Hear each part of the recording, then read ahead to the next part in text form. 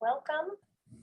Welcome. We are recording today. Just some folks might have to hop off, and we just don't want to miss the opportunity with this great presenter today with Scott Poland. So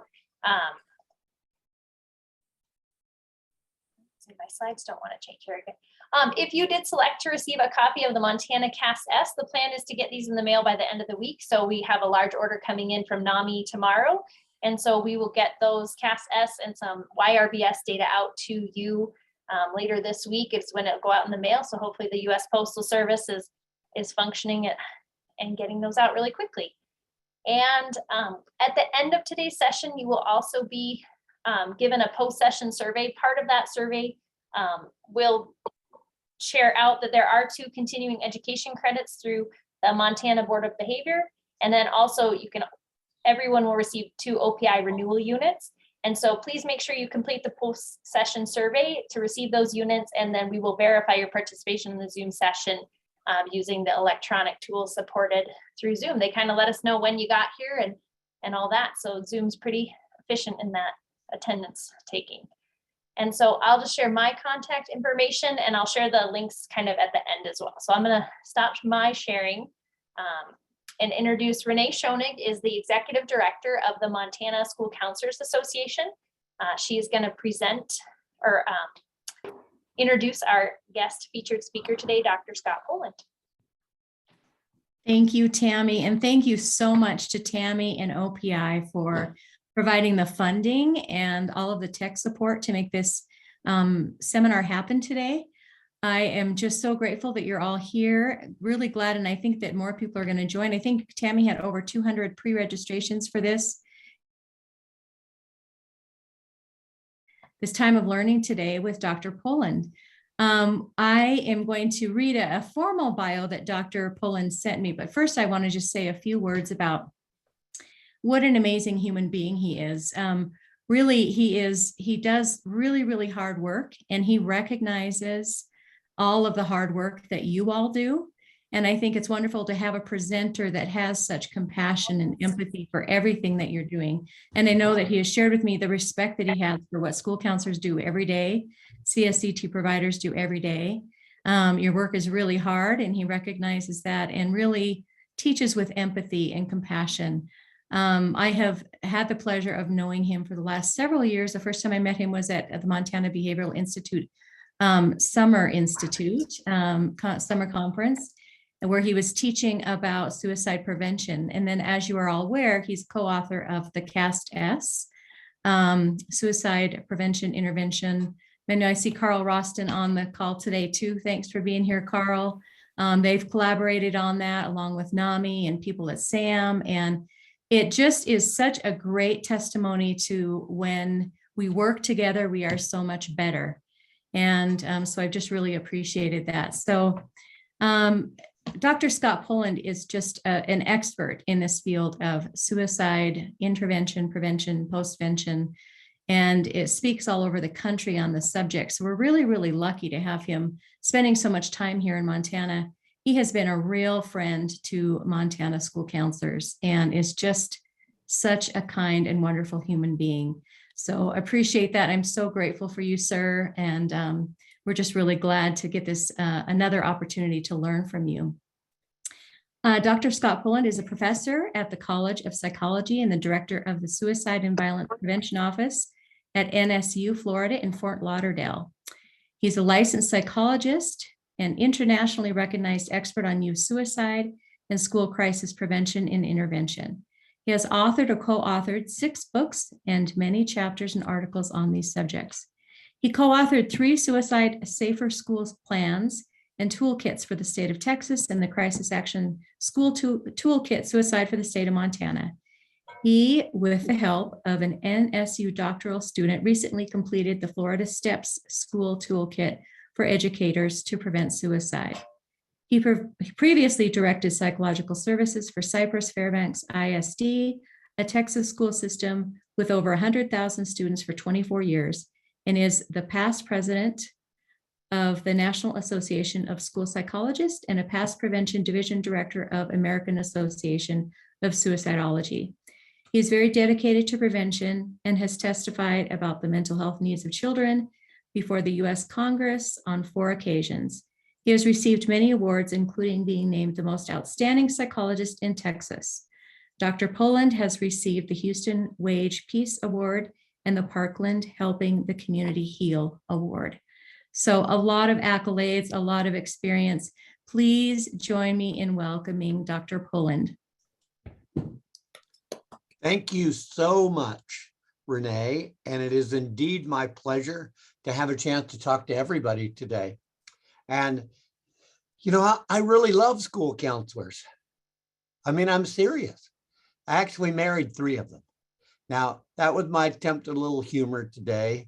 You know, it's a pretty challenging world we've all been living in for quite a period of time. And I try to find a little humor when I can. We're going to talk a little bit about self-care, and then we're going to talk specifically about suicide prevention, intervention, and postvention. And I'm really glad that my friend Carl Roston, suicide prevention coordinator for the state, is on this call today. And you know, the last time I was in Montana was last September, and Carl and I talked about the unfortunate suicide point cluster that happened in Kalispell. And while I was actually on the ground trying to help the staff and parents and students in Kalispell, I'm really sorry to tell you there was a suicide of a student who attended Big Fork High School. And the Kalispell superintendent loaned me his car so I could drive immediately to Big Fork. There are a lot of great people in Montana. And some of you lost loved ones to suicide. If that's the case, I think it's important that I share that I have some idea of what you've gone through. I lost my father to suicide more than 40 years ago. You know, I didn't get involved in suicide prevention immediately. It wasn't until I went to work in a school district.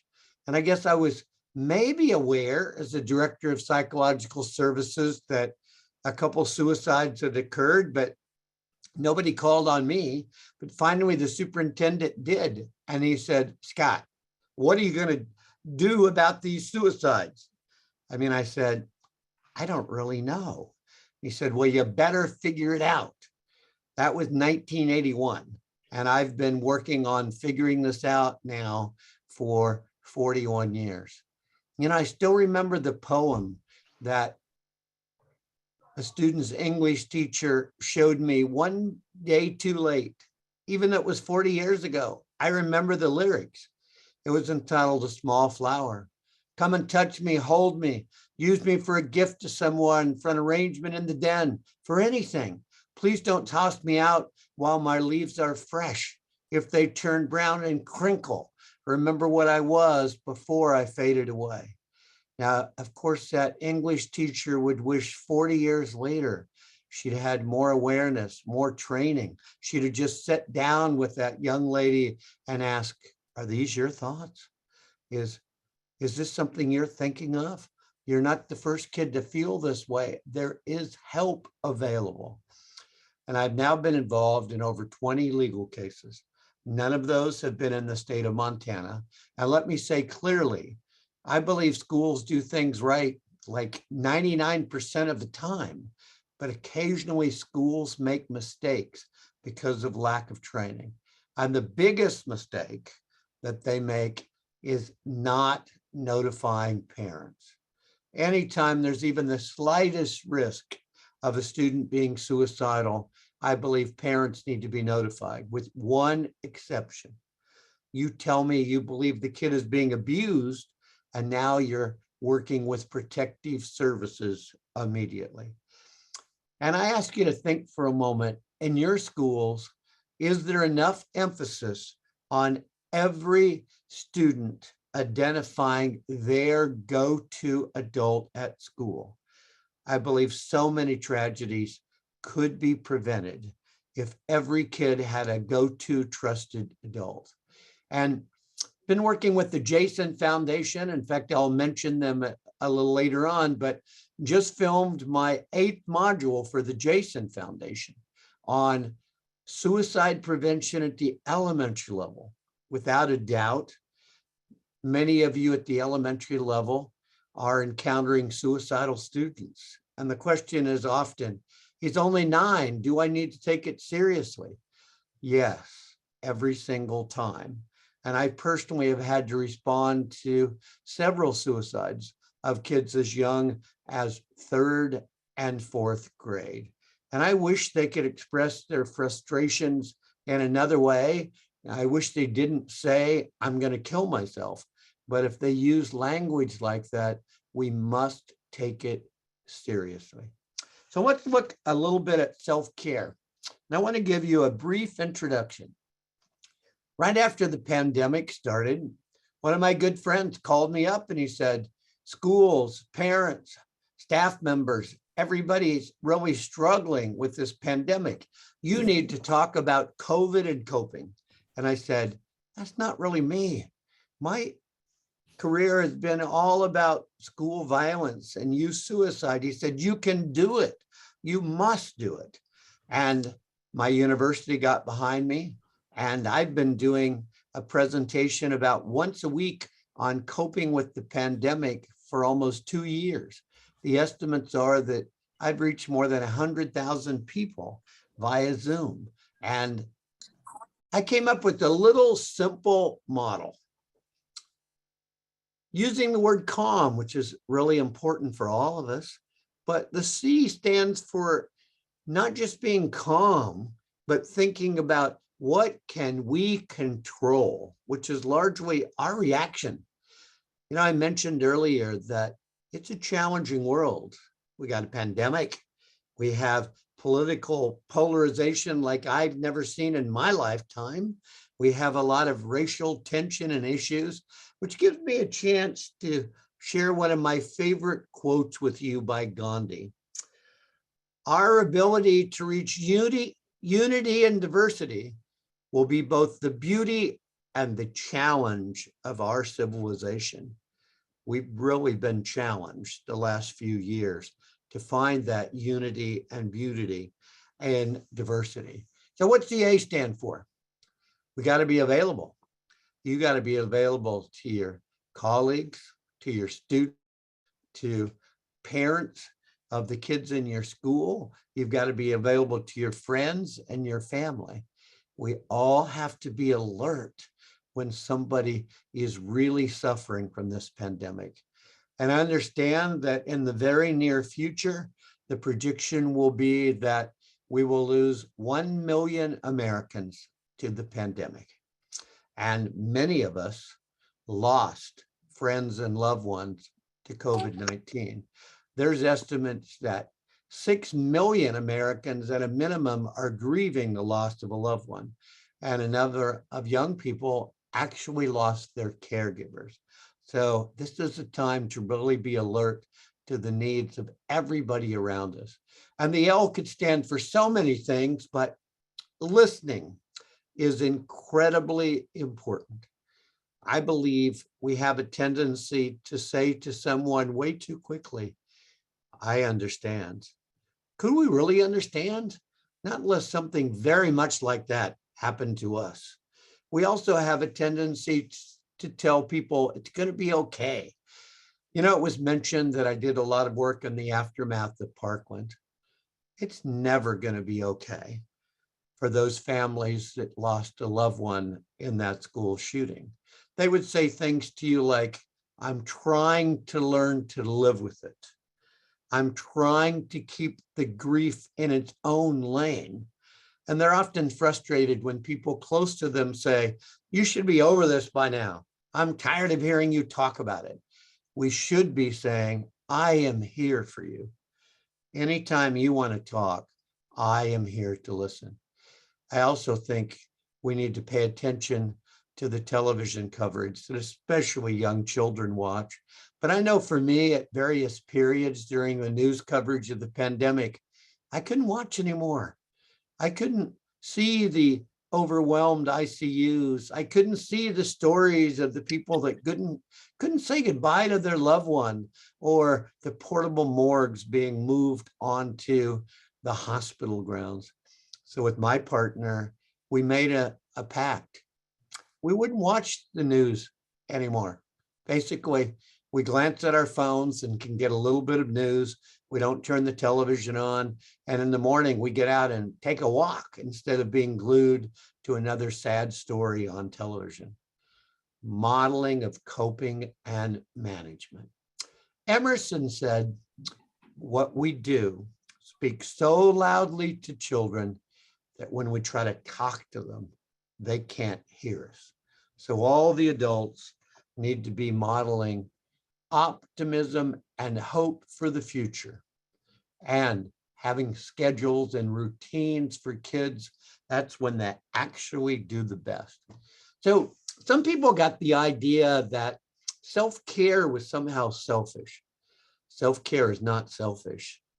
Self-care is taking care of you, so you're in the best possible position to help other people.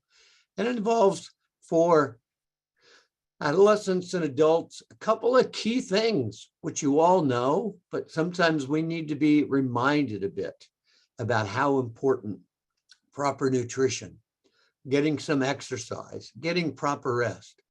Now, getting enough sleep, that's been really challenging. I'm sure I'm not the only one that occasionally during the height of the pandemic, I wake up at 4 a.m. thinking about all my worries about this world we all live in. But whatever you need to do to get proper rest is really important. There's a mental side of this that's also very important. So I'm going to hypothesize that everybody made mistakes with the stress in the pandemic, and everybody got more angry and upset at somebody than they should have. And it's almost as simple as apologize, let go of your self-criticism, just work on doing better in the future. Now, my partner got really depressed during the pandemic. We have 20 grandchildren. I don't know if anybody can top that, but we went months and months without being able to see any of those grandchildren. So to help her with her depression, you know what I did? I went out and bought her a puppy, a precious little designer dog named Taffy. You know, I actually have bought cars for less money than I paid for Taffy in South Florida in the height of the pandemic. Taffy has done wonders. Also, my partner discovered paint by numbers. She sits for hours and has produced beautiful paintings. She ordered one of those for me. I took a look at the fine motor detail required, and it's not for me. That causes me stress rather than relieves it. But you need to think about, how do you find that creative outlet for you? Because it is really important. There's another side of this, the spiritual self-care side. Without a doubt, many of you are involved in a church, a temple, or a mosque, and I'm a big believer in places of worship. They provide us with connections. You know, at the simplest level, Center for Disease Control says we got to increase connections. That's one of the most powerful suicide prevention strategies. But maybe not everybody goes to a place of worship. There's another side of this that I believe is really important. It's just a common set of values. Counselors have these values. I just wish every American had these values, which you've already glanced at them. Compassion, empathy, friendly towards others, helpful, respectful, finding some humor when you can. And one of the unfortunate things is a lot of us got the idea that we weren't supposed to go outside. Well, going outside, having the sun out, I've already heard it's a beautiful winter day in Montana. Getting outside, sunshine helps all of us. And something I know about counselors, they are a positive person for other people. And I hope you seek out the other positive people in your life that are always encouraging and there for you. And then we all need these I can statements. I can do these things that will be giving me self-care. Now you might be sitting there thinking about, what about a small child? Like, I happen to know that Tammy has a 6-year-old daughter. So what can a 6-year-old do to help understand self-care? They can draw a picture of themselves and put it in the middle of a poster. They can draw themselves eating healthy foods. They can draw themselves getting exercise. They can draw themselves being happy, listening to Disney songs. They can draw themselves helping others. You know what a lot of high school kids said to me during virtual instruction? They said, I sit in front of my computer 7 hours a day, and then the teacher gives me homework. Why can't my homework be about self-care? We've got to build it into the workplace. Tomorrow, I'm excited that I'm going to have several hundred school superintendents in Tennessee on a Zoom meeting. And I'm going to be emphasizing, as the leader of the district or the principal of a school, you have to model self-care. Give your staff time to develop self-care plans. And I also believe the wisest decisions in education, they're made by a group of people. One of our good friends here is a teacher. He's really frustrated by the climate in his school. He has all these ideas about how he believes things could be made better, but unfortunately, his administration is not listening. And I'm sorry to tell you, one of our daughters resigned her job in December. She's no longer going to be a teacher. There were just so many things done that the teachers at her school didn't have any input. She's going to go to work for an insurance company. We think it's a great loss because she was an excellent teacher. So now, focusing more specifically on COVID, there were some really dire predictions made. Thankfully, for the most part, those have not come true. We do know that an increased number of adolescents were seen in emergency rooms. We're concerned about children of color and increased suicide rates. We now know nationally that suicide is the second leading cause of death for kids 10 and older. We know that it's like the leading cause of death for like a 14-year-old kid in America. We also recognize that we all have varying levels of training and confidence in suicide risk assessment and screening. And having written on this, and I think the first book I did was, wow, it was 34 years ago. Some of you were not even born. I've actually tried to learn to use the term suicide screening. What point am I trying to make here? Your job is an initial screening. Parents must be notified. We must work to get a comprehensive community-based assessment on a child that is believed to be at risk for suicide. And I know you're immediately thinking, and I've been to Montana at least a dozen times. I'm well aware with the rural nature of the state and many of the special challenges.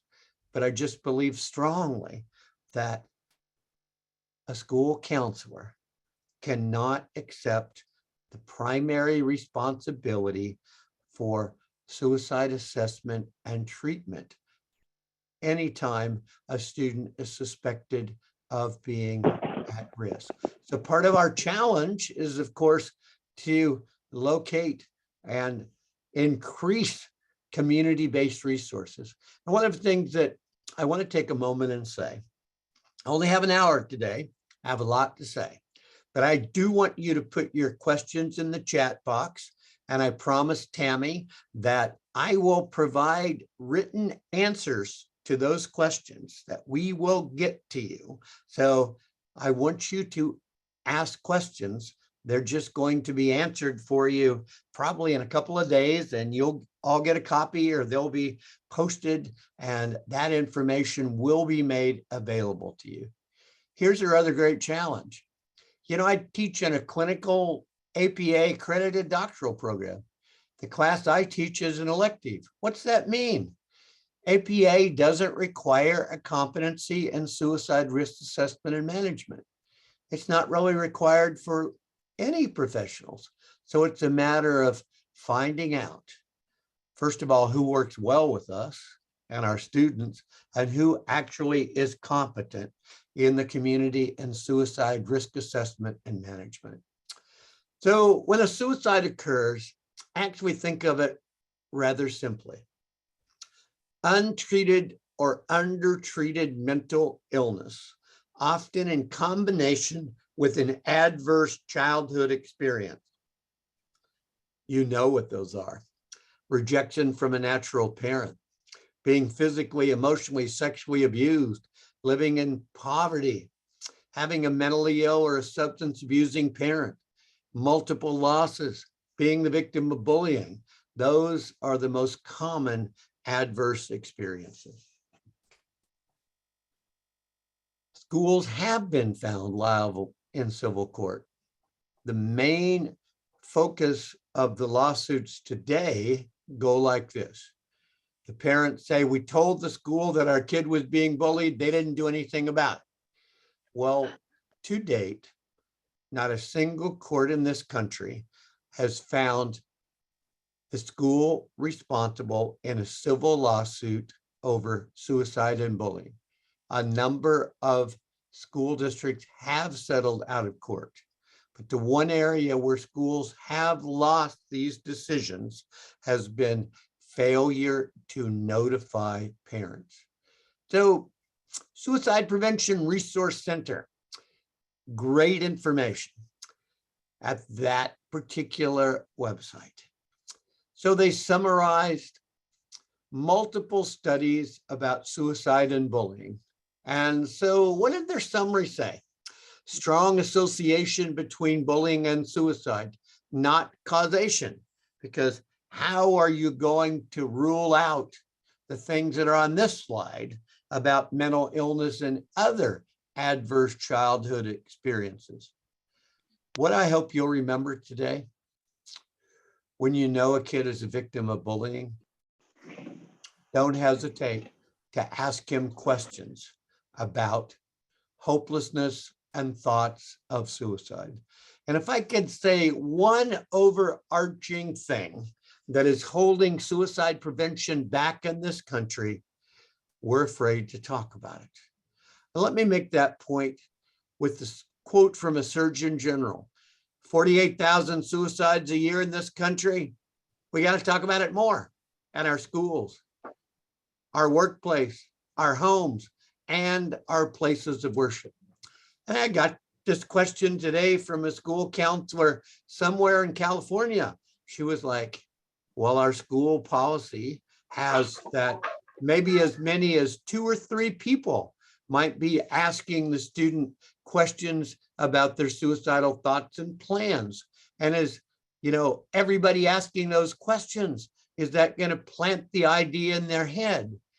No, it continues to provide a student the opportunity to unburden themselves and to know there is help available. You're not the first kid to feel this way. Although she was talking about the school resource officer being involved.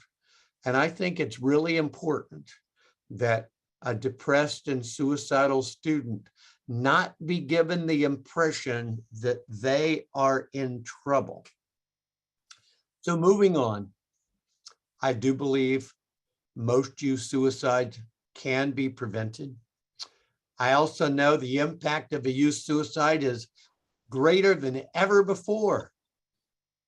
It's like throwing a rock into a pond, the ripple effect, the school, the churches, the community, the surrounding communities. Why is that ripple effect greater than ever before? It's all about social media. Somehow we have to get messages posted on social media like, get to an adult for help. It's not anybody's fate or destiny. Suicide is preventable. You know, and one of my doctoral students the other day, because I always ask, When were you first provided information about warning signs of suicide, how to get help for yourself or your friends? You know, most of the time, it's not until they become like undergraduate psychology majors. But what he shared was, oh, the first information I ever received, that was on a website. It told me all about how to do it. And contagion, unfortunately, is always a concern with young people. And we need carefully planned best practice postvention procedures. So I do a newsletter here, and I get a lot of really smart people to do interviews. Dr. Berman, a giant in the field. Suicide prevention is held back because we basically don't prioritize funding for suicide prevention. That's sad, but it's true. How about Dr. Anestis, the author of Guns and Suicide? Separating the individual from the method they are intending on using is the most powerful tool we have. So let me choose my words carefully. I'm not here today to question any person in Montana's right to own a gun. I'm simply going to say with that right comes a responsibility. And you as a school counselor must have direct conversations with parents about the availability of guns when you believe their child might be at risk for suicide. Of course, they're going to say, I grew up with it. Of course, they're going to say it's for safety. And then you might say something like, have you ever thought about that gun could actually make your house more unsafe because your child is suicidal? There's training at the Suicide Prevention Resource Center, CALM, counseling about access to lethal means. So what Joyner say? He is another giant in the field. We got to be careful not to mischaracterize the risk level, or we don't take enough steps to ensure safety. We're going to talk about safety plans in just a few minutes and how important those are. And Joyner also says we might overestimate the protective factors. Then I interviewed Dr. Jobs. He's the guy who authored CAMS, Collaborative Assessment and Management of Suicide. He's also been the main investigator for many efforts to prevent suicide in the military. So he reinforced a point I made earlier. There's a shocking lack of training in the curriculum for mental health professionals on this topic. Then this is my good buddy, Rich Lieberman. He pointed out information is often hidden from you. You need to know as a school counselor.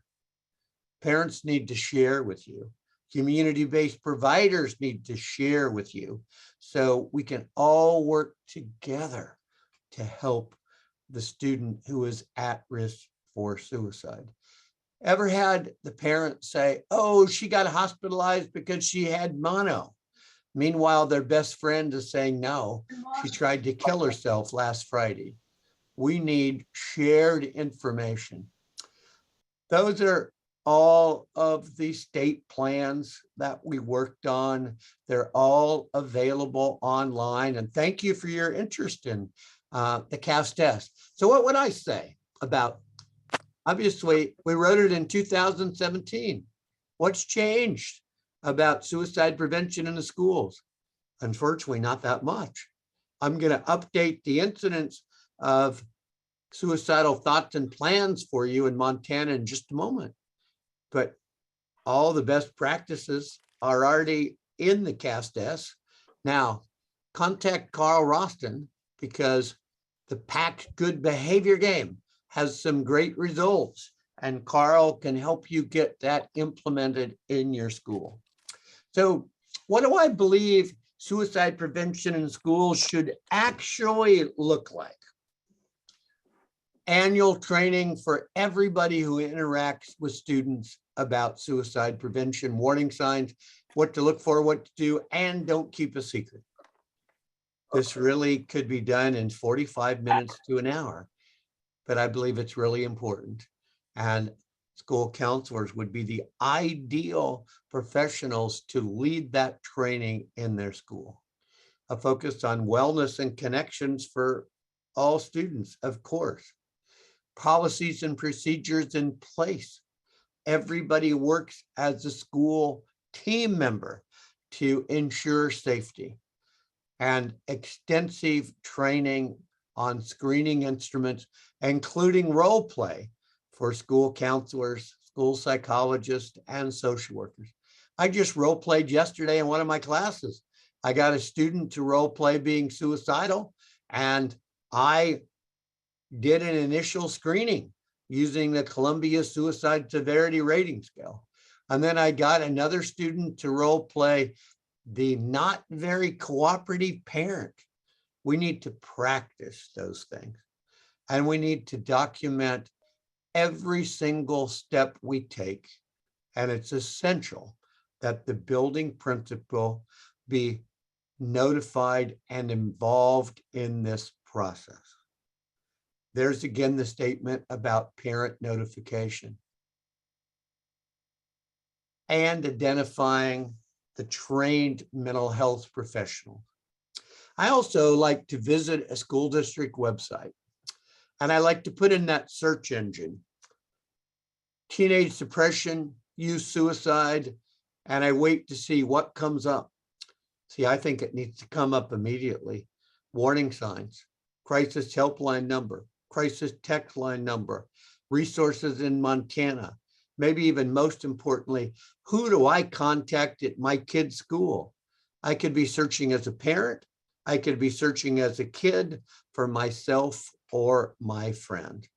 We got to bring parents up to speed with the scope of this problem. Now, I learned a long time ago, when I would title a parent presentation, suicide prevention is everybody's responsibility. Let's be honest, they are not going to show up unless multiple suicides just happened.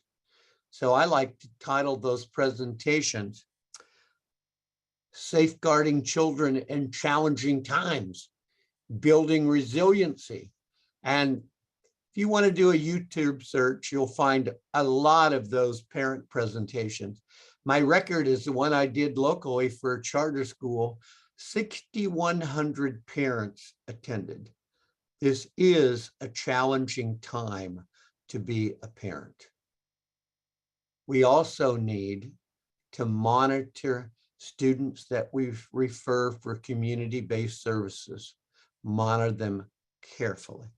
And when a kid comes back from being hospitalized, we got to have a reentry meeting. We got to share information. Imagine a kid is in a very high academic curriculum and they've now missed 7 days of school. If we don't have any information, all those AP teachers may not be too understanding about why this kid can't make up all that work in just a short amount of time. And once we have everything I've talked about to this point in place, now I think we're ready to use the best practice programs in our schools. And in schools, I like to talk to kids about suicide prevention. I believe it only should be done in a classroom size group or smaller. Why do I believe that so strongly? Why am I saying no assemblies? And I know there have been assemblies in Montana with speakers about suicide. But when it's an assembly, a kid is not going to ask you a question, and you're not going to get a read on how they're experiencing the information. And somebody with brown hair was crying and rushed out the exit, and you don't even know who they are. In a classroom, kids will ask questions, and you can talk with them about their important role in suicide prevention. So I want you to be thinking about whether you do have an established role with community-based mental health professionals. And do those professionals say to parents, it's really important that I be able to share information with key people at school, like the school counselor. Okay, I've now worked on 3 cases with the lady you've probably heard of. She's actually pretty brilliant, Dr. Carolyn Stone. She is the author of your ethics book about school counseling. We were on the same side in all 3 cases. So what's she saying? And what am I emphasizing to you? Notifying parents is not a discretionary duty. It should be viewed as a mandated, required one. And you need to be careful not to minimize what's going on. Parents are going to be looking for anything possible to think, oh, this is not that serious. So we have a case right now. The counselor is being sorely criticized. Why? First of all, she didn't use any standardized questions whatsoever. She didn't keep very good records.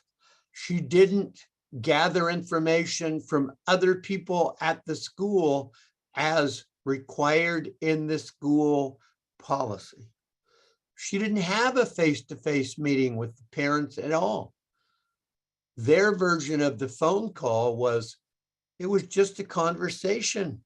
She didn't even make a referral for community services for our child.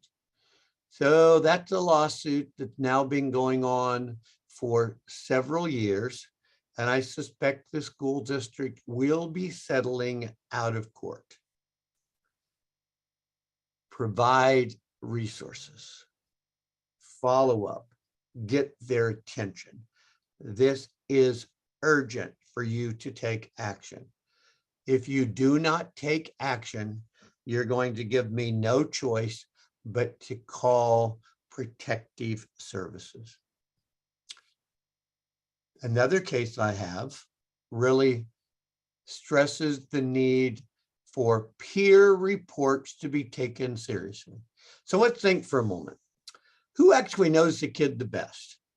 Their best friend for the last 2 years, that's with them hours every day, that's communicating with them via social media or text continually throughout the day?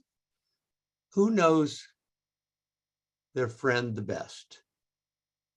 One of us who meets with them for 20 or 30 minutes, or their friend who's been communicating with them constantly for months and even years.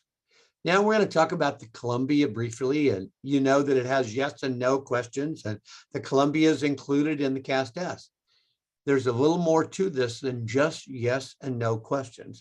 It's not like you could possibly have too much information, but please know, students commonly deny being suicidal because they want to escape your scrutiny. They want to get out of your office. They want to just go on with their day. So I'm going to say something that might surprise you. Somebody walked a kid down to your office. They had some reason to believe they were suicidal, and that kid emphatically denies it.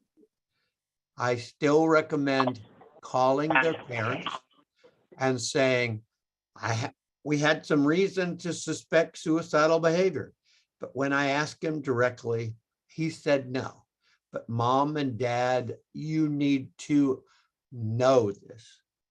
Thus, the last statement. We cannot know from a self-report that we are absolutely getting the truth.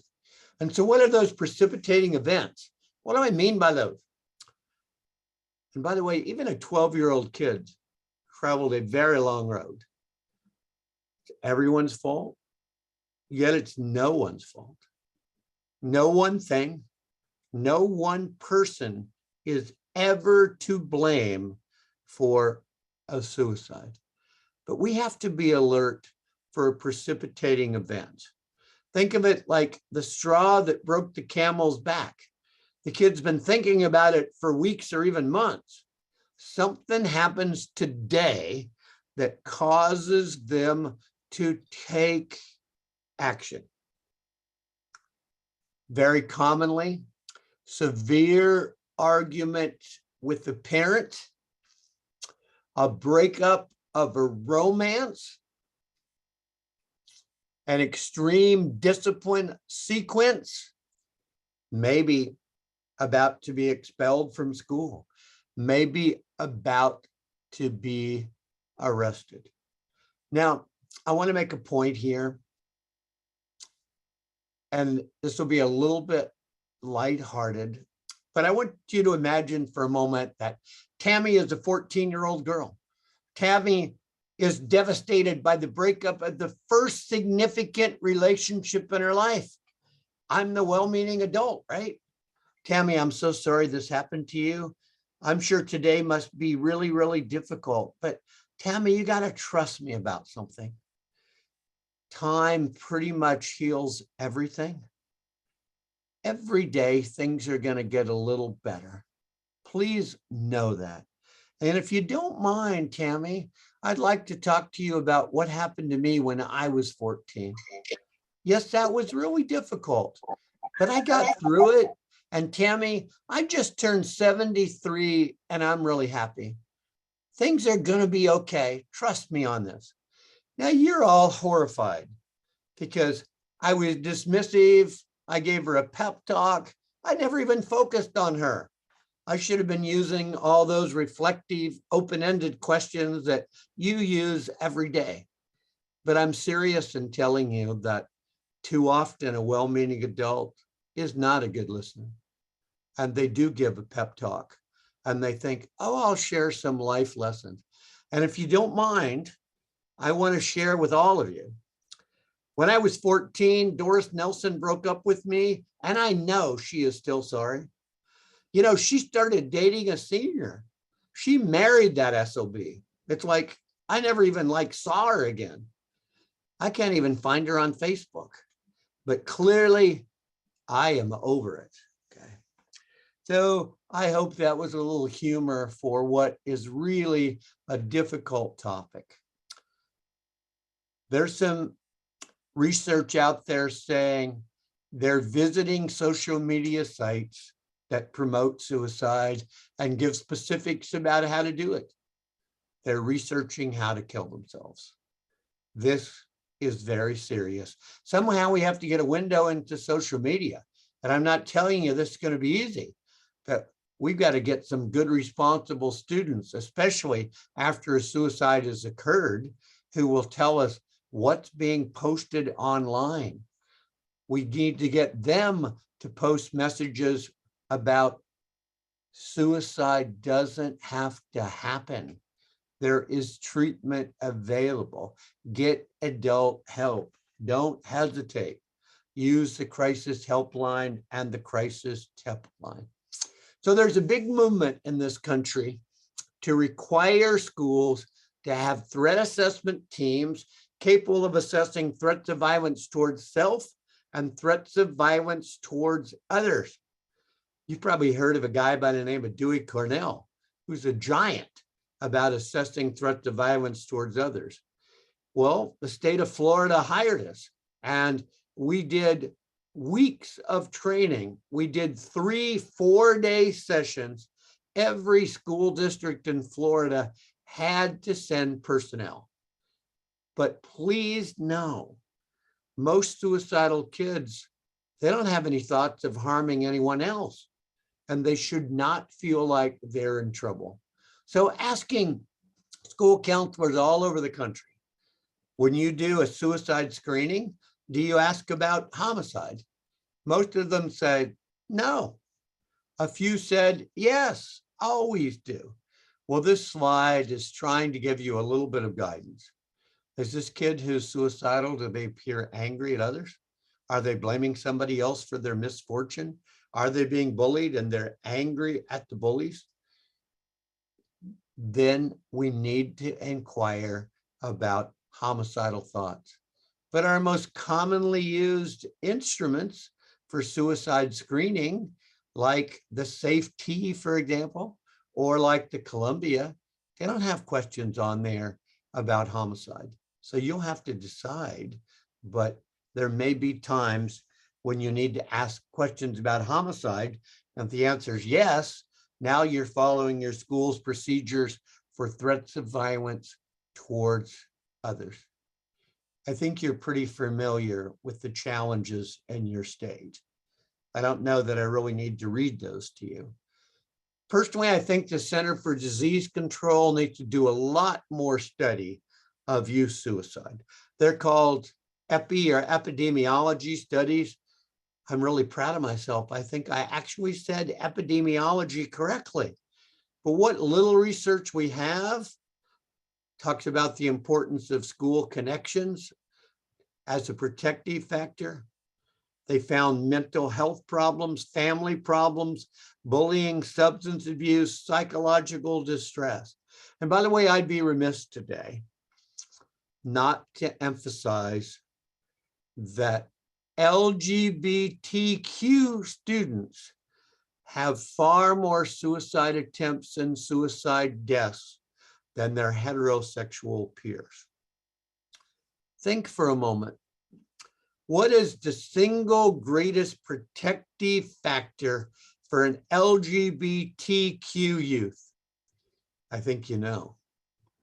It's parental acceptance. But unfortunately, some of those young people do not get parental acceptance. So, quick elementary example to make a point. Brandon Meyer was a 5th grader. He wrote a suicide note. He actually drew a picture of himself hanging. And the note said, "If somebody doesn't stop me, I will hang myself at 4:35 today." And he handed the note to his 5th grade classmate. Has anybody ever prepared her for that? Around the kitchen table, at church, or in 5th grade? Unfortunately, no. She had no idea what to do. She did nothing. Brandon hung himself that afternoon. I was on the side of a school district. I don't believe they did anything wrong, but the insurance company made them settle out of court. But it certainly raises questions about what information should we provide to elementary age students, and what format might we do that? There is a program for 5th graders out there called Riding the Wave, and a school district I've been working with in Colorado is using it for their 5th graders. It has some direct language about depression and suicide. All right, this is my old massive school district in Northwest Houston. When Mom enrolled Asher at the large middle school, she made a point to say he was bullied in his previous school. He has a couple of those psychiatric diagnoses. Now, do you know how everybody described Asher? Really small for his age, frail, pale, had a bad skin rash on his face, walked funny, he spoke with a lisp, he identified as gay and Buddhist. What's life going to be like for him in a middle school of 1,400? What class is going to be the most challenging for him? Everybody immediately thought of PE. And I want to be fair to PE teachers. They're primarily coaches, focusing on the team they're trying to build. And you put 50 kids in there at the same time, pretty hard to develop a relationship with everybody. You know what the PE teacher reportedly said? Didn't even know who Asher was until after he killed himself.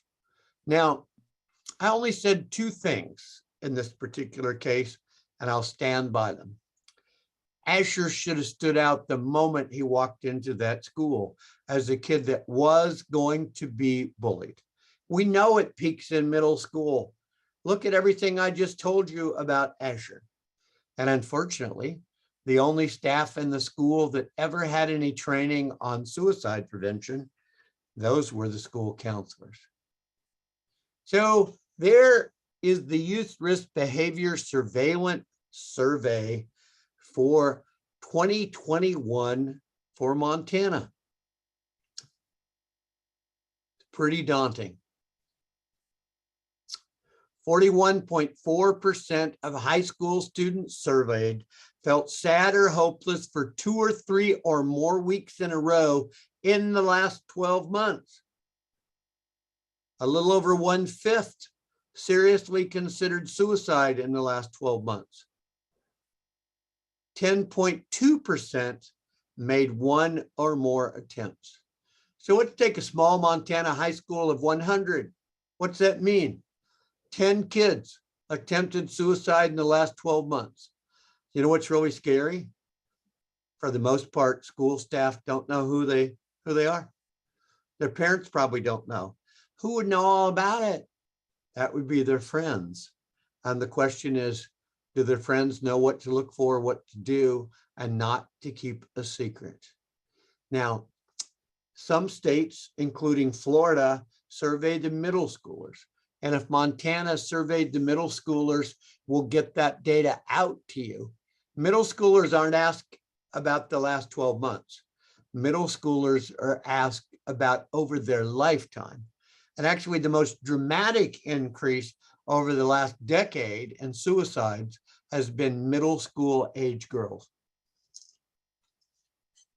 There's been a call that maybe we should be doing the youth risk behavior surveillance survey even at elementary level. Unfortunately, it looks like every one of those went up in Montana in recent years. I've already talked about school screening being the first step. I think I've pretty well covered every point that is on that slide, and I'm going to move on. I get this question a lot. Can I keep a kid out of school? I believe his parents need to get him mental health treatment in the community. Can I say this kid can't come back until you obtain those community-based services? I understand why you want to take that stance, but there is something called free and appropriate public education. And then, is it really going to help to have a kid sitting home alone, out of their routine, while mom and dad go off to work? So I actually think kids are safer in our schools, and we've got to figure out ways to convince the parents besides saying, we're going to put your kid out of school for a while. And a counselor is always going to say, why does this happen at 2:45 in the afternoon? The school buses pull up in 15 minutes. What am I supposed to do? Can I let a kid get on the bus? The answer to that is no. You need to keep the kid with you. You and the administrator and whatever crisis resources or mobile response team might be available. You're going to have to keep the kid with you until they can be handed off to parents or community-based services. I imagine most of you are pretty familiar with the Columbia. It's free, that's a good thing. It's really quite well known by law enforcement and emergency room personnel. It's been translated into 100 languages. I like to joke with Kelly Posner, the architect, that Kelly, for 40 years, I was using 3 questions. Are you thinking about suicide now? Have you ever attempted before? Tell me, how would you end your life? If you're familiar with the Columbia, you know, she basically took those 3 questions and made them into 6 questions.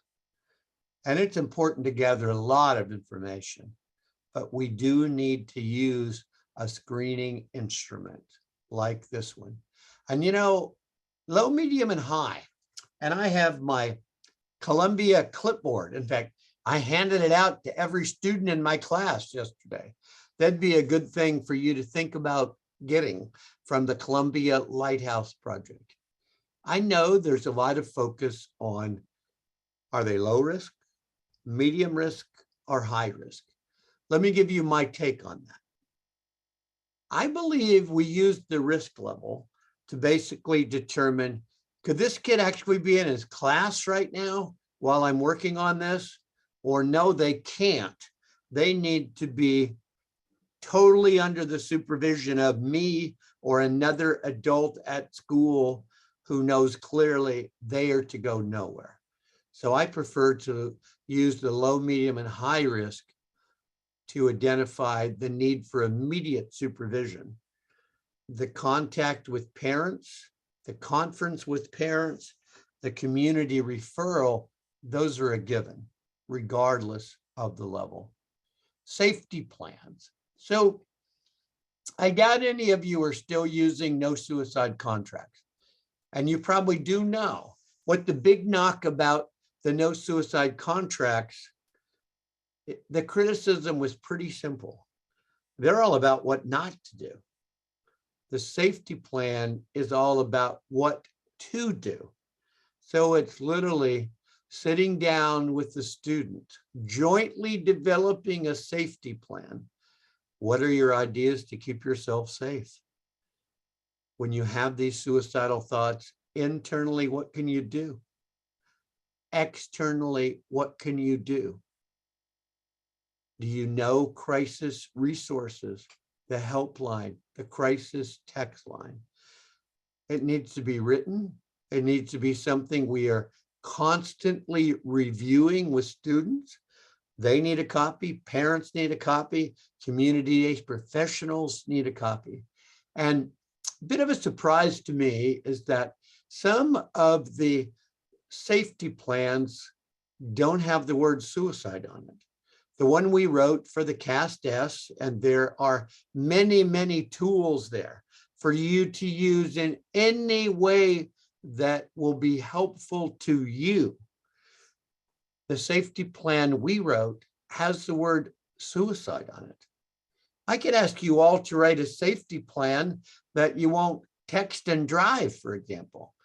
A suicide safety plan must be about internal and external things to do to prevent a suicide attempt.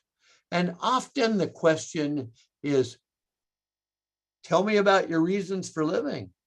You ever had a kid say, I don't have any reason for living? So I'm going to rephrase it. Thankfully, something has kept you alive thus far. Let's talk about what those things are that have helped keep you alive. Safety plans, written. Sometimes I hear, oh, I did a safety plan verbally. Not good enough. Needs to be written. That will be a very important document for you to keep track of. So here's a case for you. And I know that you encounter these kinds of cases. So you're the specialist at your school. You're the counselor. You call mom, telling mom your suicidal concerns. Mom says, I am at home. Let him walk home. Or maybe he has a car. Mom says, let him drive home. So what would I do in that situation? And this was actually a lawsuit from Howard County, Maryland. The case Amory versus Howard County, Maryland. The school psychologist called mom, gave mom a lot of important information, made a referral, talked about supervision, talked about removing lethal means, and the school psychologist let Matthew walk home. Now I refused to take the case because Matthew did walk in the door. Mom was home as she promised, and Matthew actually talked to his dad on the phone. Now I'm really sorry to tell you, later that night, Matthew hung himself. I wouldn't take the case. Was it ideal? The reaction of the school counselor, the response, it wasn't ideal, but the moment he walked in the door with notified present parents, I believe he was their responsibility. The school district, Howard County, Maryland, settled out of court for an undisclosed amount of money. Let me give you one more. I was involved in this case. Here's the essence of the case against the school counselor in Loudoun County, Virginia. You know, there was a girl in Colorado who should have been a hero. I read every email, every text message. She gave Jay Gallagher really good advice. You need to talk to your parents, Jay. I know they care about you. You got to get more sleep, Jay. You're not eating right. You're spending too much time in your room. You're not getting any exercise. You really must see your school counselor. You know, she gave him all kinds of advice about self-care, mindfulness, get an adult involved. And his statements became increasingly suicidal. So now the girl in Colorado knows she's got to do something. She doesn't have Jay's parents' home phone number. She doesn't even know for sure which school he went to in Loudoun County. They got like 10 of them. But she went back through every picture Jay ever sent. And there he was in front of a school mascot. Now she knows. She gets the school counselor on the phone. She talks to him. School counselor says, tell me more. She tells him a lot more. School counselor brought Jay into his office. Jay denied being suicidal. Jay just turned 18 2 weeks ago. So the counselor thought two things. He's 18. I don't have to tell his parents. He denied being suicidal. The school procedures were actually quite outstanding. Gave no exception for age. It said, tell the principal, tell the parents, period. That case was settled out of court after several years of legal issues. So what's the lesson from the case? Who knows the kid the best? Their peer. And I don't care how old they are. If they're still in high school, my advice is tell the parents. Now I'm going to talk a little bit about the aftermath of a suicide. The word is postvention. A guy by the name of Sneidman coined it, and he talked about a series of planned activities after a suicide. And what's the goal of postvention?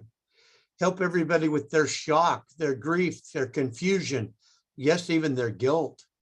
You know, I had 4 kids tell me on a Monday morning once.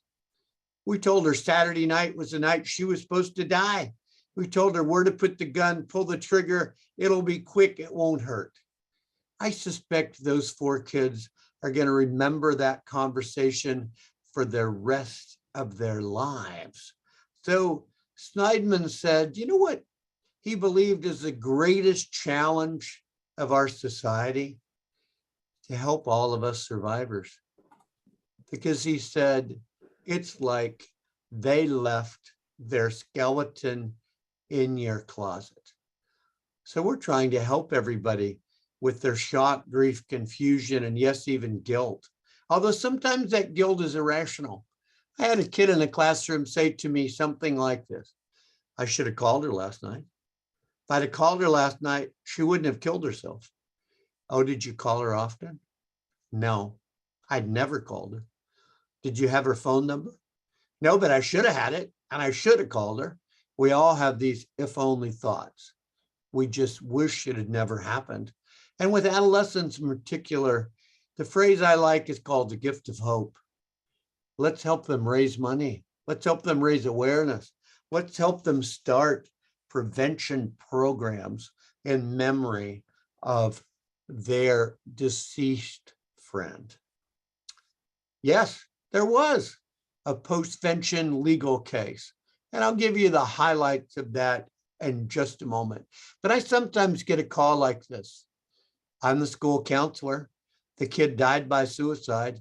I believe the principal and I need to go to the home. We need to see the family, the surviving siblings. We need to reach out to mom and dad.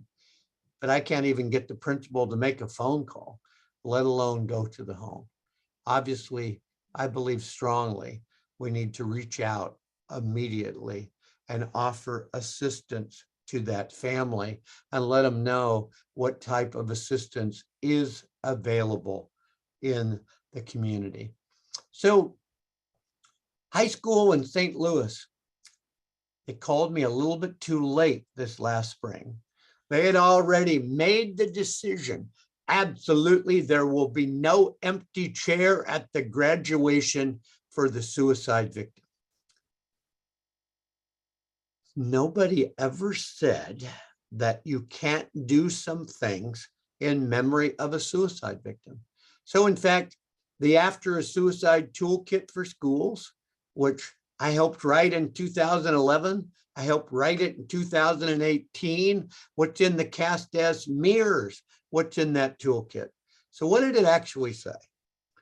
Treat all the deaths the same, regardless of cause of death, regardless of socioeconomic level, regardless of popularity. And by the way, an empty chair to graduation, that's a transient thing. That's not something permanent. But what's the greatest piece of advice I could give you? Talk with your school district. Develop a memorialization plan.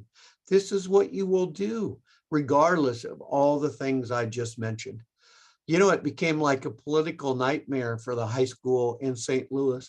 More than 9,000 people signed a petition wanting an empty chair at that graduation. You know what we really want to do with 9,000 people? Get them focused on increasing suicide prevention awareness and efforts. That's what we want them to take a stand on. Get them involved in prevention efforts. So there is the After a Suicide Toolkit for Schools.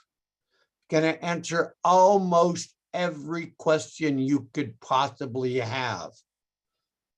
Sometimes I've been a bit frustrated that somehow key school personnel like counselors and principals are not familiar with it. Go to the website, download it. I hope you never need it, but you probably will. Try to get your principal to take a look at it, to look at it ahead of time. That is really what we want. And so a call from high school counselor right here in Florida. I immediately and always will return calls and provide any help I can possibly provide to you. By the way, I'm not hard to get a hold of. You Google me, you've got my cell phone number, my email. I check it constantly. So I provided a lot of advice to the counselor. Then she called back and she said, the principal's idea is that we all hold hands around the school in kind of a kumbaya moment. What do you think of that in the aftermath of our second suicide? And I'm like, well, that might be helpful for some kids, but really are kids asking for that? Because every school is going to have some disillusioned students. And I'm not sure that's the best idea. Then she called back and said, a world champion wrestler heard about our second suicide. He travels the country and charges a lot of money for his Be a Champion assembly presentation. What do you think? What do I think? No assembly. And what's a world champion wrestler know about suicide prevention and mental health in schools? I mean, I never heard from the school again. That's what happens when you give them its advice that's not exactly what they want to do. So I already talked about contacting the parents. I believe in being truthful, talking with the parents, hopefully getting their permission to share that the cause of death was suicide, helping parents understand the answers died with them. We're never going to hypothesize about why he did what he did. We're not going to focus on that. But if we can simply say, yes, it was a suicide, and how do we all work together to prevent further suicides? And there's actually a sample letter for you to look at in the toolkit if the parents are not willing to give you permission. And then I always get this question. I always get, why'd they do it? The answers died with them. We're never going to know. I'm here to help you. You lost a classmate and a friend. How did he do it? You'll get a little debate on this, but I've often found it the simplest to just acknowledge. It was hanging. It was a gun, but we're not going to dwell on gory details. But here's the third question. Why didn't God stop him? I don't claim to be a religious expert, but I want to share with you something that I've convinced a number of members of the clergy to say that I believe is the best response. God wishes they could have been stopped, but God could not stop him. God has embraced him, yes. He's in whatever afterlife you happen to believe in, but God's actually sad. God wishes she would have stayed on this earth and done God work over her natural lifetime. Why do I like that so much? Embraced, yes, not chosen. To my horror, I still remember this. I'm in a church. There had to be at least 800 kids at the funeral of the suicide victim. I'm looking around. I'm wondering, where are their parents? The principal's here, the school counselor is here. Parents need to be there with their children. And the member of the clergy said, her burdens were so great. Because her burdens were so great, she had to come to God. If your burdens ever become great, you too must come to God. I wanted to scream. Bible study, service, worship. That's how we encourage kids to come to God. So I'm going to suggest you be pretty assertive. Reach out not only to the family, but to whoever is going to conduct the memorial service. I believe I've covered many of these points. Sadly, yes, I've had to respond to suicides of many staff members. It's a little different, but many of the main points are still the same. If a suicide has occurred, we very definitely need to promote warning signs, get to a trusted adult, use the 24-hour crisis helpline.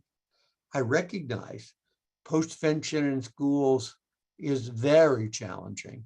And adolescents, unfortunately, are the most susceptible to imitating suicidal behavior. And if you're wondering, what little research we have says it's not the close friends most at risk. He's just another kid. They maybe weren't even close to the victim at all, but they have their own set of sad circumstances.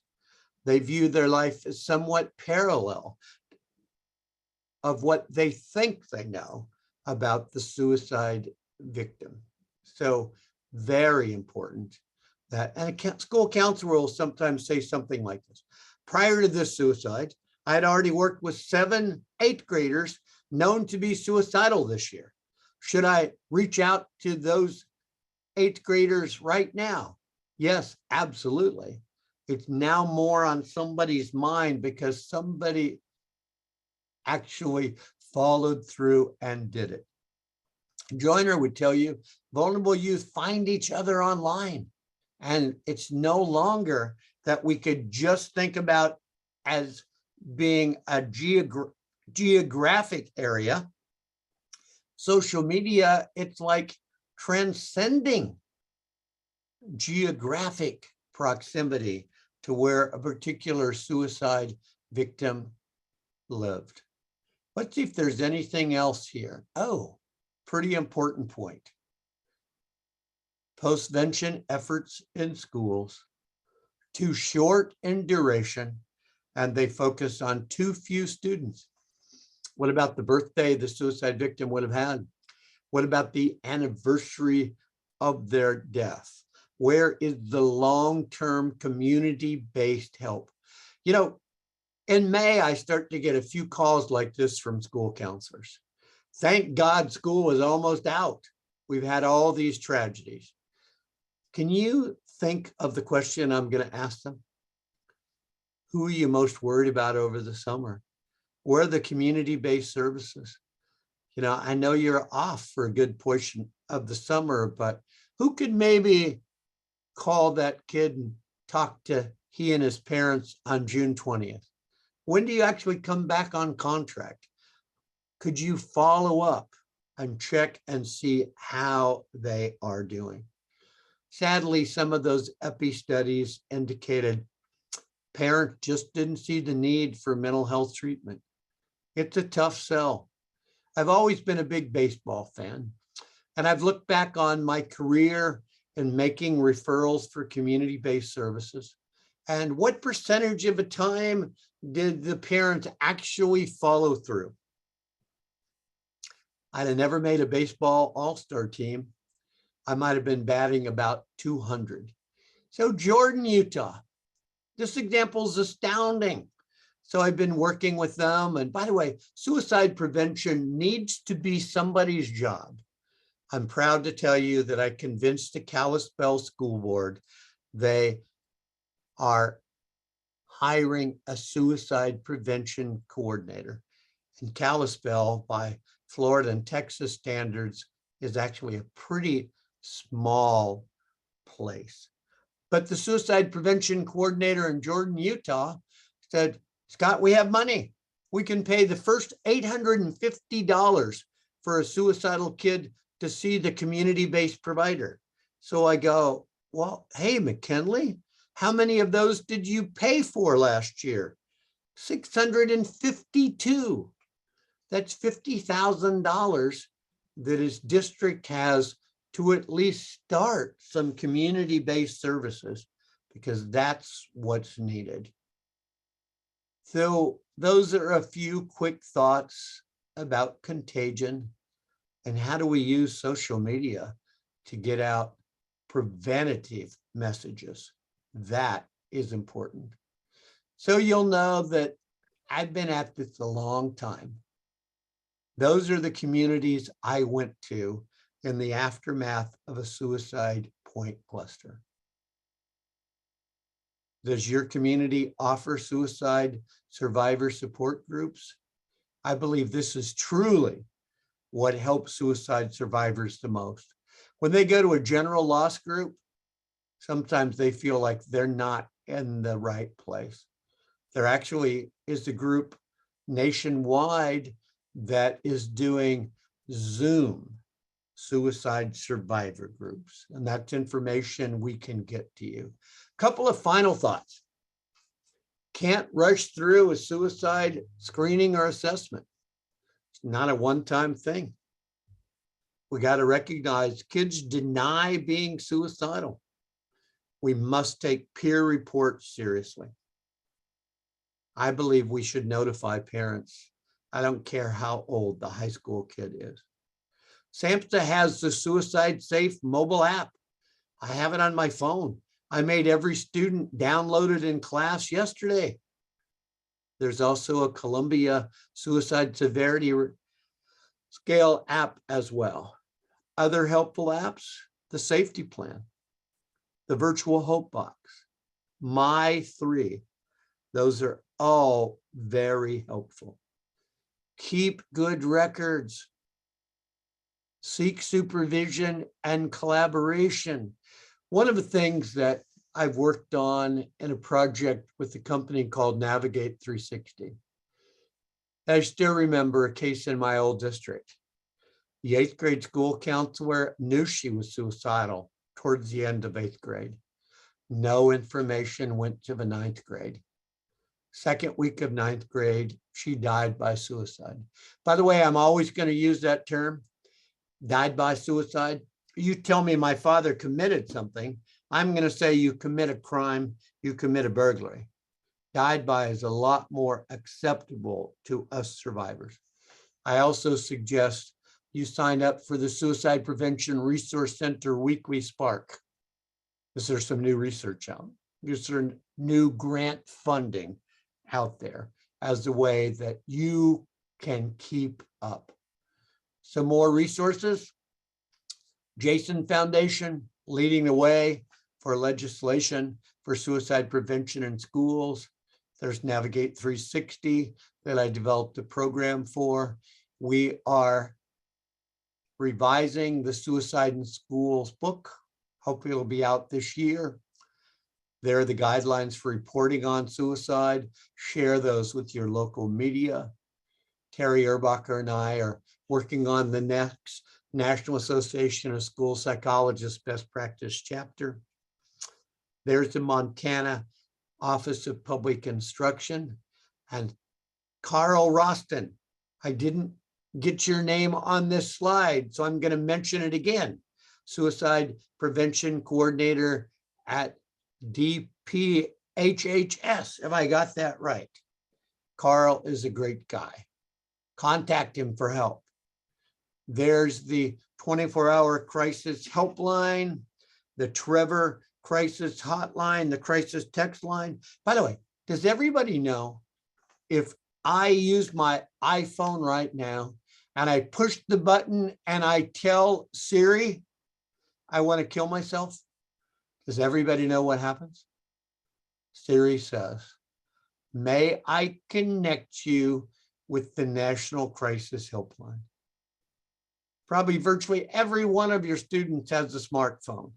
Talk with them about how to use it to access resources, various national entities for you. And I'm going to turn it back to Tammy. And thank you for your attention today. I'm turning it back to Renee. Yeah, Renee, Tammy, we're all here. And we know it's, what is it, 8 o'clock there in Florida, or just, are you? Only 7. Only 7. We really appreciate you, doing this in the evening to really fit the schedule of our Montana school counselors. We know they just hearing great things in the chat. Everyone's just so thankful for your time today. I did have a couple of kind of closing announcements and just links to the post survey that I wanted to get out, especially this event. We're so thankful to our partnership with Montana School Counselors Association and promoting their conference. So today was free. The cast S that we're going to mail out is free. We've used some Title 4A funds and worked with NAMI to get a discounted rate on that. And we're just so thankful that we can, be with you all today with the counselors doing the great work in the field. Like, you're the real deal out there. Psychologists, CSCT folks, we're just so thankful. I know I'm thankful for Carl on the call today at DPHHS, the State Suicide Prevention Director Coordinator. Emily Salee, if you're not familiar with her through MASCA, she is our Safe School Centers Director out of the University of Montana.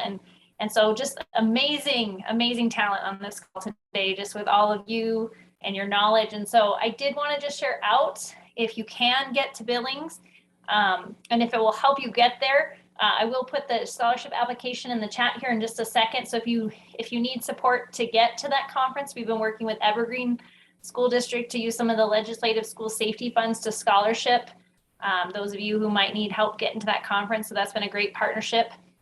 Let me just find my advanced slides. The CAST S, so if you selected to receive a copy of the CAST S, or now that you, I did share the link at one point, but if you want a copy of the CAST S, the plan is to get these in the mail by the end of the week. They should be coming in tomorrow from NAMI, and I have a couple. And then we're also going to send out some YRBS data, as well as the YRBS does a special suicide report, so where they connect kind of those students who report certain behaviors. They also share kind of how that connects with other student behaviors. So it's a really great report from Susan Court. We'd also encourage you to look at your school level YRBS data. And just so you know, superintendents can share that down to counselors and CSCT staff, but also just recognizing that is one moment in time. Montana was able to conduct that YRBS survey last winter. Only 5 states actually collected during the pandemic. But if you feel like, if you want to find out more about the resources Carl's mentioned at DPHHS, and even some screeners that are happening here in Montana right now to give you connections to your students, what's happening right now. We're going to share out some of those resources after the session. We're very lucky to have so many great people in Montana in this work and advocating for students and working with state partners and local partners to get there. So we do have 2 continuing education and OPI renewal units for today's session. So on that post-session survey, if you require the continuing education, there's a spot to put that. We will kind of track that you've completed the survey. because that kind of adds to the few minutes of our session today, make it worth the full 2 hours. And so we'll verify the Zoom session. If you have school partners that couldn't be here today, every school is also a renewal unit provider. So if you decide you really want to share out today's session, at a staff meeting or with partners of your school that couldn't be here, your school can actually issue renewal units to them for that time and kind of team building work. But we can only offer if you were here live today for that actual renewal units. And then I'll share those links in just 1 second, but I'm going to leave the screen up. I know you can't get those links, but I will email them out. But that's my contact information. I was the Title IV-A program manager. Title IV-A funds, along with ESSER funds, are funds that your schools can use to leverage for training and professional development, as well as student curriculum, evidence-based curriculum. Carl Rawson has some connections to get schools SOS for the first year if you've not done SOS, which signs of suicide curriculum. There's also just opportunities with a lot of these federal funds to support students with direct mental health services, as well as screeners and curriculum and training. So just making sure if you're not, if you have questions about anything, we can get that out to you. So I'm gonna stop sharing so I have my computer. There's Scott again. I'm gonna get that link one more time. And while you're doing that, Tammy, I'm just going to Yes, share Renee. some things. Your renewal unit certificates will come via email within the next couple of days after I'm able to verify with Tammy's information. And if you want the CEUs, that's a separate document for LCPCs, LCSWs, that kind of thing. So I'm going to let, I just want to, I have a few more announcements, but Dr. Poland, your time is worth it. And you have just been such a blessing. And we thank you so much for training us. And we just love learning from you. Super, super grateful for all that you contribute to our work and for being such a resource for all of us, for providing not only great information and how-tos, but also encouragement, just by virtue of the person that you are. So thank you so much for participating in this with us. My pleasure. And I encourage all of you to use your self-care plans and strategies. I wish you all the best. Thank you for everything you all do. Thank you so much. When MSCA and OPA started talking about this seminar, we really, we recognize how difficult your work is right now. I mean, school counselors, it's a hard time to be a school counselor. The pandemic, in addition to, our suicide rates in Montana, you're just living on the edge all of the time. And so we are doing everything we can as MSCA to provide resources and support for you, including this upcoming conference that Tammy referenced. Our whole emphasis with this conference is going to be on building resilience. The whole first day that we're there is going to be the STAR-T model. So talking about secondary trauma and activating your resiliency through that. We have Andy Lau coming for that. And then lots of breakout sessions and a couple of other keynotes. So if you go to our website, mtschoolcounselor.org, you can see all of that. If you're not already an MSCA member, please join, because then you're networked with us. We can continue to provide these resources for you. And just remember that we're better together. And it's an important part of being a school counselor is to be networking with others and accessing the support and resources that we provide. So I just want to also give a shout out to the board members that are on the call today. I see Jess Buboltz, I see Alicia Godfrey, I see Tanya Kirschman was on earlier, and Kaylee Mayo.